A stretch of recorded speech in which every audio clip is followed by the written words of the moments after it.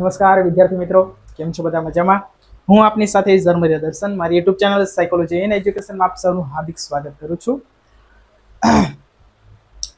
તો મિત્રો, આજે આપણે ડાયરેક્ટ પ્રશ્ન ઉપર જ જશું, કારણ કે આપણે પૂર્વ ભૂમિકા આપણે જે તે યુનિટ અથવા તો ચેપ્ટર હતું, એટલે કે બુદ્ધિનું જે ચેપ્ટર હતું એ ચેપ્ટરમાં આપણે સરસ મજાની પૂર્વ ભૂમિકા છે બાંધી લીધેલ છે, અને એ મુજબ આપણે ધીમે ધીમે આગળ વધશું.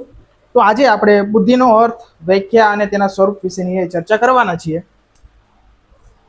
મનોવિજ્ઞાન ધોરણ 12 આર્ટ્સ,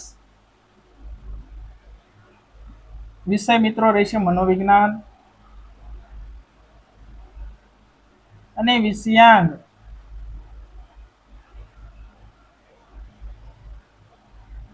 એટલે જે ચેપ્ટર છે તે બુદ્ધિ. અને એમાં જે આપણે સબ પોઈન્ટ કહીએ એટલે મુખ્ય જે મુદ્દો છે તો કે બુદ્ધિનો અર્થ, વ્યાખ્યા અને તેનું સ્વરૂપ. તો આ ત્રણ મુદ્દા વિશે આપણે સમજૂતી મેળવવાના છીએ. તો ફર્સ્ટ ઓફ ઓલ આપણે વાત કરીએ કે બુદ્ધિ વિશે આપણે સામાન્ય સમજૂતી મેળવી. ફરીથી આપણે થોડુંક ગઈકાલના જે લેક્ચર અથવા તો સમજૂતી ઉપર જોઈએ. બુદ્ધિ કોને કહી શકાય? બુદ્ધિ શું છે ખરેખર? બુદ્ધિ વ્યક્તિ સાથે કઈ રીતે જોડાયેલી છે? બુદ્ધિ નો અર્થ શું થાય ખરેખર, એનો આપણે આવતીકાલે કહેવાય કે સમજ મેળવી. તો વાત કરીએ, બુદ્ધિ એ માનવ વર્તન સાથે જોડાયેલી છે. આ બુદ્ધિની અંદર વિવિધ પ્રકારની કહેવાય કે માનસિક પ્રક્રિયાઓ પણ જોડાયેલી છે, જેવી કે તર્ક છે, વિચારણા છે, ટૂંકમાં કહેવું હોય તો બોધાત્મક પ્રક્રિયાઓ, જે આપણે કાલે વાત કરી હતી. આ તમામ પ્રકારની બોધાત્મક પ્રક્રિયાઓ મગજ થકી એક ચેતાતંત્ર મારફતે ચેતાકોષીય પ્રક્રિયા થકી સમગ્ર પ્રક્રિયા એ ઉત્પન્ન થતી હોય છે. આ તમામ જે બાબત છે એનો સરવાળો, બરોબર, કે બોધાત્મક પ્રક્રિયાઓનો સરવાળો એટલે બુદ્ધિ, એવું કહેવું હોય તો પણ કહી શકાય છે. આમ તો બુદ્ધિ પણ એક બોધાત્મક પ્રક્રિયા છે. બુદ્ધિ એક વાત કરીએ તો બુદ્ધિ એક માનસિક ક્ષમતા છે, અને માનસિક ક્ષમતાને કારણે વ્યક્તિમાં બાહ્ય અથવા તો પ્રગટ રૂપે દેખાતી, પ્રત્યક્ષ જે દેખાતી કાર્ય કર્તૃત્વમાં અથવા તો વર્તનમાં દેખાતી પ્રક્રિયા સુનિશ્ચિત કરતી હોય છે. આમ તો બુદ્ધિ એ કેવી બાબત છે તો કે અમૂર્ત બાબત છે. કેવી બાબત છે? અમૂર્ત બાબત છે. બુદ્ધિ એ વ્યક્તિના માનસિક પાસા સાથે જોડાયેલી બાબત છે. બુદ્ધિ એ જટિલ પ્રક્રિયા છે. આમ જોવા જઈએ તો કે વ્યવહારુ જીવનમાં પણ આપણે બુદ્ધિને છે વિવિધ નામોથી આપણે સંબોધતા હોય છે, એટલે કે સમાનાર્થી શબ્દો ડાપણ છે, ચાતુર્ય છે, શાન છે, બરોબર, વગેરે શબ્દોથી છે એ ઉચ્ચારણ કરતા હોઈએ છીએ. આ જ બુદ્ધિ થકી આપણા વ્યવહારિક જીવનને સરળ બનાવતા હોઈએ છીએ, અને વ્યવહારિક જીવનમાં આવતી તમામ પ્રકારની સરળથી માંડીને જટિલ પ્રક્રિયાઓ છે એનું શું કરતા હોય છે? સોલ્યુશન અથવા તો સમાધાન કરતા હોઈએ છીએ. દરેક સમસ્યાઓ, દરેક કાર્ય અને દરેક પ્રકારના વર્તન ઉપજાવવા માટે અથવા તો એ વર્તનને હેતુ સુધી પહોંચાડવા માટે અને હેતુપૂર્વકનું કાર્ય પૂર્ણ ન થઈ જાય ત્યાં સુધી તમામ પ્રકારની જે કહેવાય ને સંપન્નતા સુધી તો બુદ્ધિની એ આવશ્યકતા ઊભી થતી હોય છે. ઇવન તમારું સામાન્ય વર્તન છે, અહીંયા આપણને વાત કરી હતી કે સવારમાં જાગો છો, ઉઠો છો, શૌચ ક્રિયા કરો છો, બ્રશ કરો છો, ખાઓ છો, પીવો છો, લોકો સાથે વાતચીત કરો, વગેરે બાબત છે એ બુદ્ધિ સાથે જોડાયેલી હોય છે. આમ જોવા જઈએ તો કે બુદ્ધિ એક જટિલ પ્રક્રિયા છે, જટિલ માનસિક પ્રક્રિયા, જેની આપણે વાત કરી ચેતાકોષીય પ્રક્રિયા છે, બરોબર, કે ચેતા સાથે જોડાયેલી બાબત છે, તો એની વાત છે આપણે કરી શકાય છે. આમ બુદ્ધિની એ પણ આપણે સમજૂતી મેળવી કે બુદ્ધિ એ માત્ર એક કોઈ કહેવાય ને કે માનસિક જટિલ પ્રક્રિયા જ નથી, પરંતુ બુદ્ધિ એ વ્યક્તિમાં જે દેખાઈ રહી છે, કેટલા પ્રમાણમાં છે, તો એનું માપન પણ કરી શકાય છે. તો એના માટે બુદ્ધિ કસોટીની પણ રચના કરવામાં આવેલી છે. એ દરેક બુદ્ધિ કસોટીઓ અલગ અલગ પ્રકારની હોય છે, જેવી કે શાબ્દિક કસોટી, બરોબર, અશાબ્દિક કસોટી, ચિત્રાત્મક કસોટી, વ્યક્તિગત કસોટી વગેરે, સમૂહ કસોટી. આ બધી જ બુદ્ધિ કસોટીના પ્રકારો કેવા હોય તો કહી શકાય. એના થકી પણ બુદ્ધિનું છે આપણે માપન કરી શકીએ છીએ. તો આ સામાન્ય જે બાબત અથવા તો સમજ છે તે આપણે આવતીકાલના જે કંઈ સેશન અથવા તો પ્રશ્ન અથવા તો જેની સમજૂતી મેળવી અથવા જે વિડીયો છે એમાં વિડીયોમાં આપણે મેળવેલ હતી. હવે પછીની જ્યારે વાત કરીએ તો આ જ જે બુદ્ધિ અને બુદ્ધિનો અર્થ, વ્યાખ્યા અને તેની સમજૂતી મેળવવાનો અથવા તો એના સ્વરૂપની સમજૂતી મેળવવાનો એ પ્રયાસ જે એ કરવાના છે. તો ચાલો મિત્રો સૌપ્રથમ વાત કરીએ કે બુદ્ધિ અને બુદ્ધિનો અર્થ. અર્થની અહીંયા વાત કરીએ કે ખરેખર બુદ્ધિ એટલે શું. તો બુદ્ધિને અંગ્રેજીમાં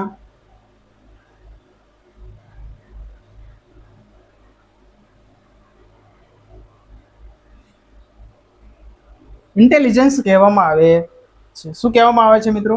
ઇન્ટેલિજન્સ કહેવામાં આવે છે. આમ બુદ્ધિની જ્યારે આ અર્થના દ્રષ્ટિએ જ્યારે સમજૂતી મેળવવા જઈએ ત્યારે એક પ્રખ્યાત અને વિખ્યાત અને વ્યાખ્યા આપનાર વ્યક્તિ એટલે કે એબિંગહોસ નામના વ્યક્તિએ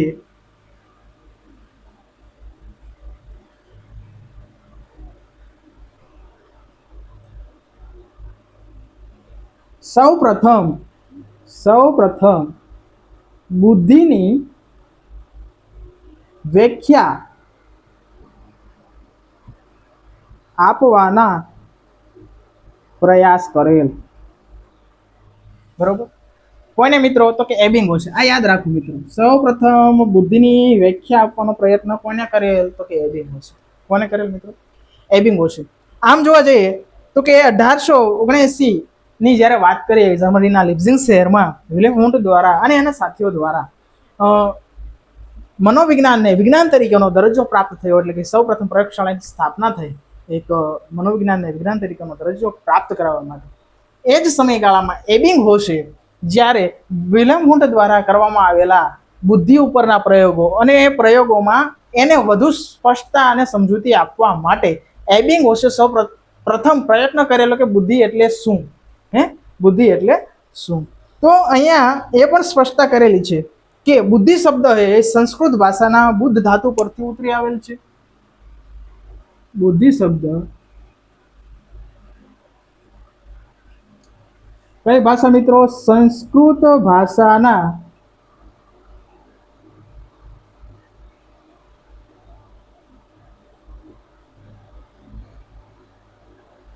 બુદ્ધ શબ્દ પરથી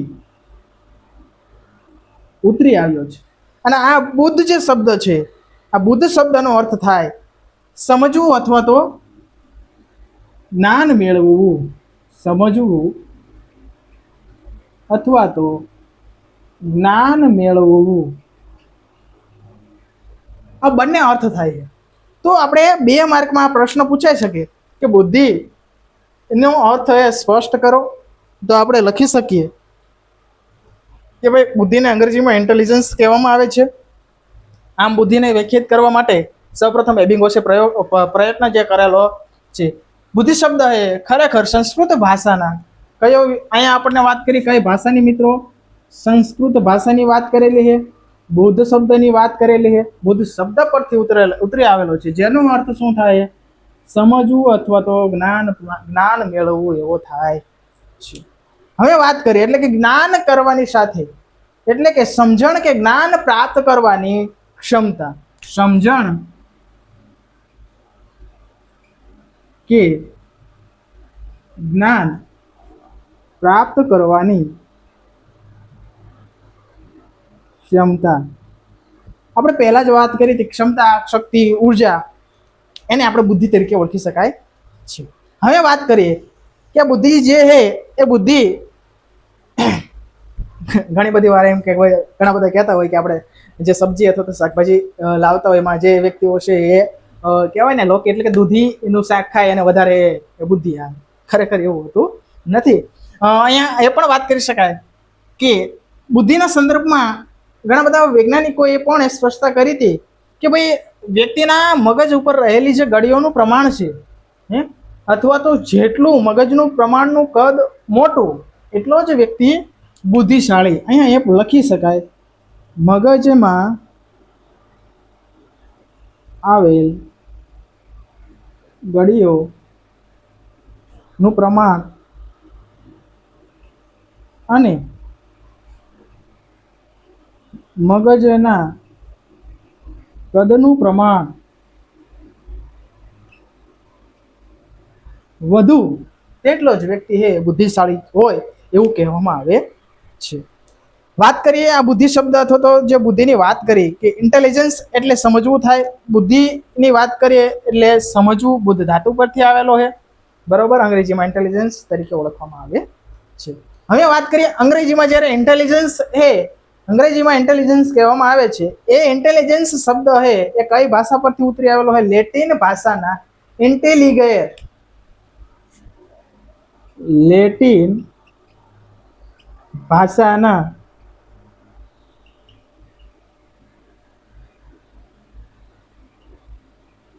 ઇન્ટેલિગેર પરથી ઉતરી આવેલ છે.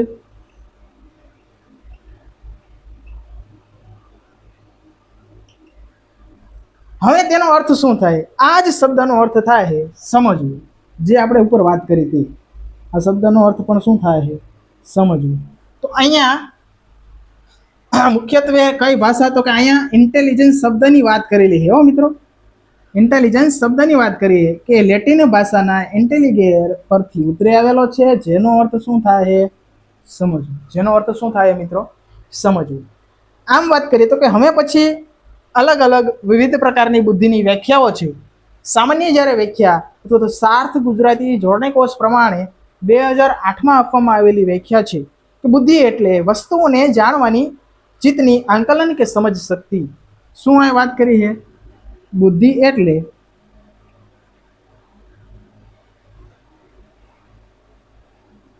વસ્તુઓને જાણવાની અને ચિત્તને આંકલન કે સમજવાની શક્તિ. આવું કોને કીધેલું છે? તો કે સાર્થ ગુજરાતી જોડણી કોષ છે તેમાં બુદ્ધિનો આ પ્રકારનો અર્થ આપવામાં આવેલો છે. શેમાં મિત્રો? સાર્થ ગુજરાતી જોડણી કોષ. સાર્થ ગુજરાતી જોડણી કોષ. કઈ સાલમાં મિત્રો? 2008. આ વ્યાખ્યા છે એ એમાં આપવામાં આવેલી છે. હવે મિત્રો આ વ્યાખ્યાનો અર્થ જ્યારે સમજવા જઈએ કે વસ્તુઓ જાણવાની, ખરેખર બાહ્ય જે પદાર્થો છે, બાહ્ય ભૌતિક પદાર્થો છે એને સમજવું, તેમજ વ્યક્તિઓના વર્તનને પણ સમજવું હોય એ બુદ્ધિ સાથે જોડાયેલું છે. તો બાહ્ય વસ્તુઓ અને એની સાથે શું વાત કરી કે ચિત્તને આંકલન કરવી અને એને સમજવાની શક્તિ. વસ્તુઓ જોવો હો પછી એ પોતે વિચારે છે કે ભાઈ ખરેખર આ બાબત, વસ્તુ, પરિસ્થિતિ, ઘટના કે શું છે, એટલે આંકલન કરે, અર્થઘટન કરે અને પછી એ સમજ જ્યારે પ્રાપ્ત કરતો હોય એ પ્રકારની ક્ષમતા, શક્તિ, એને આપણે શું કહી શકાય? બુદ્ધિ કહી શકાય છે. ત્યાર પછી અન્ય વ્યાખ્યાઓ છે એની પણ આપણે સમજૂતી મેળવતા જોઈએ કે બુદ્ધિ એટલે સારી રીતે સમજવાની, યોગ્ય રીતે નિર્ણય લેવાની અને તર્ક કરવાની શક્તિ. શું વાત કરીએ? બુદ્ધિ એટલે સારી રીતે નિર્ણય લેવાની, સારી રીતે સમજવાની, સારી રીતે તર્ક કરવાની શક્તિ એટલે બુદ્ધિ. આ જે વ્યાખ્યા છે બિને અને સાયમન દ્વારા 1904માં જ્યારે એ આપવામાં આવેલી છે. અહીંયા બિને અને સાયમનની જ્યારે વાત આવે ત્યારે બુદ્ધિ કસોટીની પણ વાત કરી શકાય કે 1905માં બિને અને સાયમન દ્વારા સૌપ્રથમ બુદ્ધિ કસોટીની, મનોવૈજ્ઞાનિક બુદ્ધિ કસોટીની રચના જ્યારે એ કરવામાં આવેલી હતી. ત્યાર પછી આગળની જ્યારે વ્યાખ્યાઓની વાત કરીએ, આગળની વ્યાખ્યાઓ કે વ્યક્તિ જેટલા પ્રમાણમાં અમૂર્ત રીતે વિચારવાની શક્તિ ધરાવતી હોય એટલા જ પ્રમાણમાં તે બુદ્ધિશાળી અથવા તો બુદ્ધિમાન છે એવું કહેવું હોય તો કહી શકાય. ટર્મન દ્વારા 1916માં છે આ વ્યાખ્યા એ આપવામાં આવેલ છે. ત્યાર પછી બુદ્ધિ એટલે વ્યક્તિની એવી સમગ્ર લક્ષિત શક્તિ કે જેને લીધે તે ધ્યેયપૂર્વક કાર્ય કરી શકે, તાર્કિક રીતે વિચારી શકે અને પર્યાવરણ સાથે અસરકારક રીતે વ્યવહાર કરી શકે, એને બુદ્ધિ કહી શકાય છે. આ વ્યાખ્યા કોને આપેલી મિત્રો? તો કે વેક્સલર દ્વારા 1939માં વ્યાખ્યા આપવામાં આવેલી છે. બુદ્ધિ એટલે, ત્યાર પછી નેક્સ્ટ, બુદ્ધિ એટલે એક કે વધારે સાંસ્કૃતિક પરિવેશોમાં મહત્વની ગણાતી સમસ્યાઓને ઉકેલવાની કે મૂલ્યવાન વસ્તુઓનું નિર્માણ કરવાની શક્તિ કે કુશળતા એટલે બુદ્ધિ ગાર્ડનર દ્વારા છે એ 1986માં આ જે વ્યાખ્યા આપવામાં આવેલી છે. ત્યાર પછી વાત કરીએ, બુદ્ધિ એટલે પર્યાવરણના કોઈ પણ સંદર્ભ સાથે અનુકૂલન કરવા માટે અથવા તેને ઘાટ આપવા માટે, તેને પસંદ કરવા માટે જરૂરી માનસિક શક્તિઓ એટલે બુદ્ધિ. આ વ્યાખ્યા મિત્રો સ્ટર્નબર્ગ દ્વારા 1997માં છે વ્યાખ્યા આપવામાં આવેલી છે. ત્યારબાદ છેલ્લી વ્યાખ્યા કે બુદ્ધિ એ તમામ બૌદ્ધિક બોધન પ્રક્રિયાઓનો સરવાળો છે અને જેમાં આયોજન, માહિતીનું સંકેતોનું સંકલન તેમજ ધ્યાન વગેરેનો સમાવેશ થાય છે. આ વ્યાખ્યા છે મિત્રો જેપી દાસ દ્વારા છે આપવામાં આવેલી છે 2004માં. જેપી દાસ દ્વારા 2004માં આ વ્યાખ્યા છે તે આપવામાં આવેલી છે. સમગ્ર રીતે સમજવા જઈએ તો દરેક બાબત છે એની સાથે જોડાયેલી છે અને કહી શકાય કે ભાઈ આ જે ક્રિયા અથવા તો અર્થ આપણે સમજ્યા, વ્યાખ્યાઓને આપણે સમજ્યા. અમે વ્યાખ્યા કોઈ પણ એક વ્યાખ્યાને લેતા ખ્યાલ આવે કે હંમેશા બુદ્ધિ એવી બાબત છે કે જે તર્ક કરી શકાય, સમજ પ્રાપ્ત કરી શકાય, વાતાવરણ સાથે અનુકૂલન કરી શકાય, અમૂર્ત રીતે વિચારી શકાય, બરોબર, ધ્યેયપૂર્વકના નિર્ણયો લઈ શકાય, સમાયોજન સાધી શકાય, વિચારણા કરી શકાય, આંકલન કરી શકાય. આ બધી જ બાબતોને સંકલિત કરીને કહી શકાય કે આ બાબત એટલે બુદ્ધિ. આ બાબત એટલે બુદ્ધિ. હવે વાત કરીએ બુદ્ધિનું સ્વરૂપ, અર્થ અને વ્યાખ્યાની જ્યારે સમજૂતી મેળવી ત્યાર પછીની આપણે વાત કરીએ કે સ્વરૂપ શું છે, ખરેખર સ્વરૂપ શું છે.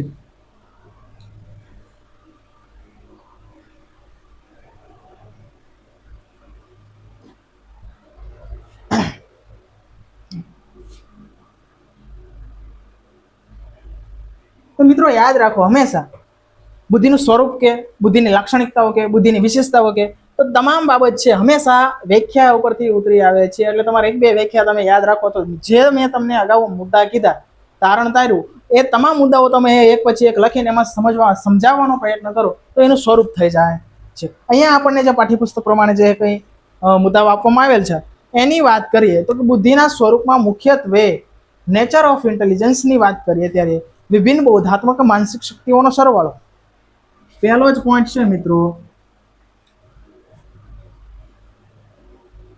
વિભિન્ન બોધાત્મક માનસિક શક્તિઓનો સરવાળો. તો પહેલો પોઈન્ટ શું છે મિત્રો?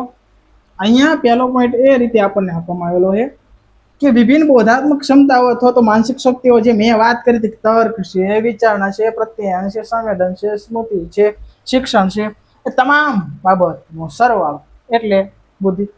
જોઈએ અંદર શું કીધું છે કે ભાઈ બુદ્ધિ એ વિભિન્ન બોધાત્મક માનસિક ક્ષમતા શક્તિઓનો સરવાળો છે. તર્ક, વિચારણા, કલ્પના, નિર્ણય ક્ષમતા વગેરે બુદ્ધિના પાસામાં જ આવે છે. આથી કહી શકાય કે બુદ્ધિ એ સમગ્રલક્ષી માનસિક શક્તિ છે. ત્યાર પછી વાત કરીએ અમૂર્ત રીતે તર્ક કરવાની ક્ષમતા. બીજો મુદ્દો છે અમૂર્ત રીતે તર્ક કરવાની ક્ષમતા. અમૂર્ત રીતે તર્ક કરવાની ક્ષમતા એટલે શું? તો કે ભાઈ વ્યક્તિ જે કંઈ વિચારણા કરે, જે તે તર્ક કરે, બરોબર. જેમ કે હું અત્યારે કાંઈ પણ વિચારી રહ્યો છું તો તમને ખ્યાલ આવ્યો, ન ખ્યાલ આવ્યો, તો એવી જ રીતે વ્યક્તિની આંતરિક માનસિક જે કંઈક પ્રક્રિયા થાય છે એ પ્રક્રિયાને આપણે અમૂર્ત પ્રક્રિયા કહી શકાય, બરોબર. એવી જ રીતે તર્ક કરવાની પ્રક્રિયા પણ કેવી છે? અમૂર્ત છે, જે આપણે જોઈ શકતા હોતા નથી. જ્યારે એ વ્યક્તિના વર્તનમાં ઉપજતું હોય ત્યારે આપણને ખ્યાલ આવે કે ભાઈ આ આવી રીતે કાંઈક વિચારી રહ્યા હતા. તો એ પ્રકારની ક્ષમતા કેળવવી અથવા તો ક્ષમતા, એને આપણે શું કહી શકાય? બુદ્ધિ કહી શકાય છે. જોઈએ આપણે શું કહી શકીએ તો બુદ્ધિ એ અમૂર્ત રીતે તર્ક કરવાની ક્ષમતા છે. અમૂર્ત તર્ક કે ચિંતન એ માનસિક ક્ષમતા છે જેની મદદથી વ્યક્તિ શાબ્દિક, ગાણિતિક, વૈજ્ઞાનિક નિયમોને સરળતાથી સમજી શકે છે. જેમ કે ન્યાય, પ્રમાણિકતા, સજ્જનતા એ એવા શબ્દો છે કે જેને મૂર્ત કે આકૃતિના સ્વરૂપમાં દર્શાવી શકાય નહીં. આવા અમૂર્ત શબ્દોના અર્થને સમજવાની ક્ષમતા એટલે બુદ્ધિ. જો મિત્રો શું વાત કરી છે અહીંયા કે ભાઈ શાબ્દિક રીતે જે કરી નથી શકાતું એ બધી જ તમામ બાબતો હોય અશાબ્દિક રીતે મનમાં આંકલન, મૂલ્યાંકન, અર્થઘટન, પૃથ્થકરણ, સંકલન દ્વારા છે અથવા તો અમૂર્ત પ્રક્રિયા દ્વારા છે એનું નિષ્કર્ષ લાવી શકાય. એટલે કે અમુક એવા પાસાઓ હોય છે જેમ કે લાગણી, એ અનુભવી શકાય, બરોબર, એને અનુભવી શકાય, એને આપણે જોઈ શકતા હોતા નથી. તો એ એવી બાબત એટલે કે અમૂર્ત રીતે તર્ક કરવાની ક્ષમતા. ત્યાર પછી વાત કરીએ, ત્રીજા નંબરનો મુદ્દો છે. ત્રીજા નંબર ઉપર આવે છે કે સમસ્યા ઉકેલ મેળવવાની ક્ષમતા. સમસ્યા ઉકેલ મેળવવાની ક્ષમતા. હવે મિત્રો અહીંયા મોસ્ટ એ બાબત છે કે ભાઈ કોઈ પણ પ્રકારની સમસ્યા આપણા જીવનમાં આવે, જેમ કે નિશાળે જવામાં મોડું થવું, બરોબર, તો શામાં જઈશું, કયા વાહનમાં જઈશું, કેવી રીતે જઈશું, આપણી પાસે ભાડાના પૈસા છે કે કેમ, આ એક સમસ્યા એ ક્રિએટ થઈ. હવે તમે યોગ્ય રીતે નિર્ણય લઈ શકો છો કે કેમ, યોગ્ય રીતે જે તે પરિસ્થિતિ એનું આંકલન કરી શકો છો કે કેમ, યોગ્ય રીતે એ પરિસ્થિતિમાં નીકળી શકો છો કે કેમ, એ તમામ બાબતો હે બુદ્ધિને હે એ આધીન હોય. એટલે જે સમસ્યા હે એમાં તમે ઉકેલ મેળવવાની ક્ષમતા તમે ધરાવતા હોય તો વ્યક્તિ છે એ બુદ્ધિશાળી છે એવું કહેવું તો કહી શકાય છે. હું આપણે એમ કહેતા હોય ઘણી બધી વાર કોઈ પણ વ્યક્તિ અથવા તો વિદ્યાર્થી બાળક હોય એ કોઈ સમસ્યાનું સમાધાન લાવી નાખે એટલે આપણે લે આ તો બાળક ખૂબ હોશિયાર છે, હે બે ચાર દાખલા આપ્યા, બે ચાર વાત કીધી હોય કે આનું શું થાય તો એ કહી દે ભાઈ આ વસ્તુ આવી રીતે, તો આપણે એને કહેતા કે તું બાળક તો બહુ હોશિયાર છે. પણ એ હોશિયાર હોવાનું કારણ એના બૌદ્ધિક ક્ષમતા વધારે, બૌદ્ધિક ક્ષમતા વધારે છે એટલે જે તે સમસ્યા તમે એને આપો એની સમક્ષ એનો શું લાવે છે, ઉકેલ લાવે છે. એટલે કે ઉકેલ, સમસ્યાનો ઉકેલ લાવવાની, ઉકેલ મેળવવાની ક્ષમતા એટલે બુદ્ધિ. વાત કરીએ બુદ્ધિ વડે વ્યક્તિએ આંતરસૂચની મદદથી જે આપણે કોલર દ્વારા પ્રયોગ કરવામાં આવેલો હતો એની પણ વાત કરી શકાય. મદદથી સમસ્યાનો ઉકેલ મેળવી શકે છે અને સમસ્યા ઉકેલ માટે હંમેશા પૂર્વાનુભવ પણ જરૂરી છે, એને લાભ આપતો હોય છે. ઘણી બધી વાર મહાવરો, તાલીમ કે અનુભવોમાંથી શીખેલી વર્તન વધુ ને વધુ અસરકારક બને. અહીંયા જ્યારે સમસ્યા ઉકેલ આવે ને ત્યારે માત્ર આંતરસૂચ નથી આવતું, મહાવરો, તાલીમ અને એનો પૂર્વ અનુભવ પણ ખૂબ અગત્યનો ભાગ ભજવતું હોય છે. તો અને તો જ જે તે વ્યક્તિએ કોઈ પણ પરિસ્થિતિ એની સમક્ષ સમસ્યા આવી પડી તો એમાંથી એ બહાર એ નીકળી શકતો હોય છે. જો એને કોઈ અનુભવ નથી હોતો, તાલીમ નથી મળેલી, એ મહાવરો નથી કે વગેરે બાબત ન હોય તો એ વ્યક્તિ એક સમસ્યા કે એનું એ ઉકેલ મેળવી શકતો નથી મેળવી શકતો. એટલે કે એનામાં થોડીક બૌદ્ધિક ક્ષમતા થોડીક ઓછી છે, બેસી રહે છે. ત્યાર પછી વાત કરીએ 4 નંબર ઉપર કે બુદ્ધિ એ કેવી બાબત છે, તો કે બુદ્ધિ એ ઉદ્દેશ્યપૂર્ણ ક્રિયાઓ અને નિર્ણય લેવાની ક્ષમતા. ઉદ્દેશ્યપૂર્ણ ક્રિયાઓ અને નિર્ણય લેવાની ક્ષમતા. બુદ્ધિમાં હંમેશા જે તે વ્યક્તિ વર્તન કરતો હોય છે તો એ વર્તન કેવું હોય, અહીંયા આપણે વાત કરી શકાય, વર્તન કેવું હોય, હેતુપૂર્વકનું હોય. હેતુપૂર્વકનું હોય એટલે કે ઉદ્દેશ્યપૂર્ણ હોય, ઉદ્દેશ્ય ને આધીન હોય. ઉદ્દેશ્યપૂર્ણ ક્રિયાઓ, જે વ્યક્તિએ જે તે કાર્ય કરવાના, કામ કરવાના એ મુજબનું વર્તન એ કરતો જશે, એ મુજબના એ નિર્ણયો લેતો જશે, એ મુજબના નિર્ણયો લેવાની ક્ષમતા એટલે બુદ્ધિ. બુદ્ધિને કારણે વ્યક્તિ ઉદ્દેશ્યપૂર્ણ ક્રિયાઓ જીવનમાં વાસ્તવિક ધ્યેયો નક્કી કરવામાં, પરિસ્થિતિનું યોગ્ય રીતે અર્થઘટન કરવામાં તેમજ અસરકારક રીતે તર્ક કરવામાં, જીવન વ્યવહારમાં સામાન્યથી માટે વિશિષ્ટ પ્રકારની જે કંઈ કાર્યો એ કરવામાં, નિર્ણયો લેવામાં એ બુદ્ધિ ખૂબ અને ખૂબ મદદરૂપ બનતી હોય છે. તો યાદ રાખો મિત્રો કે એક બાબત એ ખરેખર આપણા જીવનમાં કેટલી બધી ઉપયોગી બની રહે છે. ત્યાર પછી આપણે વાત કરીએ નંબર 5 નંબર ઉપર સ્વરૂપના મુદ્દામાં કે વાતાવરણ સાથે સમાયોજન અને અનુકૂલન કરવાની ક્ષમતા. વાતાવરણ સાથે સમાયોજન અને અનુકૂલન કરવાની ક્ષમતા. જો એક બાબત નથી, જે મુદ્દા મેં તમને કીધા તમામ બાબતો અહીંયા આવરેલી, તમામ બાબતો છે તે આવરેલી છે કે વ્યક્તિ છે તે પોતાની આસપાસના વાતાવરણ સાથે, સામાજિક વાતાવરણ સાથે, એટલે કે આપણે કેવું હોય તો કે ઇન્ટ્રોવર્ડ એક્સ્ટ્રોવર્ડ એટલે કે આંતરવૈયક્તિક ને અંતરવૈયક્તિક બંને પાસાઓને સ્પર્શે અને પોતે તે વાતાવરણમાં રહે. ઘણી બધી વાર અત્યારે શિયાળો ઉનાળો ચોમાસું ને ઋતુ પ્રમાણે આપણા વર્તનમાં પણ ચેન્જીસ થતા હોય છે. તો એ વર્તન પ્રમાણે અથવા એ વાતાવરણ પ્રમાણે વ્યક્તિ એ મુજબ એડજસ્ટ થાય છે, એ બીબામાં એ ઢળાય છે કે કેમ, તો એને સમાયોજન સાધ્યું એવું કહેવું હોય તો કહી શકાય છે. ત્યાર પછી અનુકૂલન કરવાની ક્ષમતા, એ મુજબ પોતાનું વર્તન છે એ ઢાળવાની ક્ષમતા એનામાં હોવી જોઈએ. હોય તો એ વ્યક્તિ એ બુદ્ધિશાળી હોઈ શકે છે. બરોબર, એવું નથી કે ભાઈ ન હોય એટલે કે બુદ્ધિશાળી ન હોય. બરોબર, એના આપણા લેવલ છે, લેવલ વિશેની પણ આપણે વાત કરશું. બુદ્ધિઆંક જેટલો હોય એ પ્રમાણે એ વ્યક્તિ છે પ્રતિભા સંપન્ન અથવા તો મનો દુર્બળ અથવા તો બોર્ડર લાઈન કે વગેરે બાબત છે સામાન્ય કે એની પણ આપણે ચર્ચા કરવાના છીએ. તો બુદ્ધિના સ્વરૂપની આપણે વાત કરીએ. 5 મુદ્દાઓ ખૂબ ઉપયોગી અને અગત્યના, લગભગ 2 માર્કમાં પૂછાય તો ખાલી મુદ્દા પૂછાય. બરોબર, બુદ્ધિના સ્વરૂપના મુદ્દાઓ પૂછાય. જો તમને 3 માર્કમાં પૂછાય તો ટૂંકનોંધ સ્વરૂપે પૂછાય કે બુદ્ધિનું સ્વરૂપ, સંસ્તાર અથવા તો ટૂંકનોંધ સ્વરૂપે સમજાવો. વ્યાખ્યાનો અર્થ, વ્યાખ્યા પણ 1-2 માર્કમાં પૂછાઈ શકે, એમસીક્યુમાં પૂછાઈ શકે કોઈની વ્યાખ્યા છે કે વગેરે. આ તમામ પ્રશ્નો એ આપણે ધોરણ 12 આર્ટ્સ મનોવિજ્ઞાનના વિદ્યાર્થીઓ માટે ખૂબ ઉપયોગી બની રહે છે, તેમજ સ્પર્ધાત્મક પરીક્ષામાં પણ ઉપયોગી બની રહે છે. તો આ સાથે જ આ પ્રશ્ન તમને સમજાઈ ગયો હોય તો આપણી ચેનલને લાઈક, શેર અને ફોલો કરી દો. આ સાથે જ મને સાંભળવા બદલ આપ સૌનો ખૂબ ખૂબ આભાર. Thank you. જય હિન્દ, જય ભારત.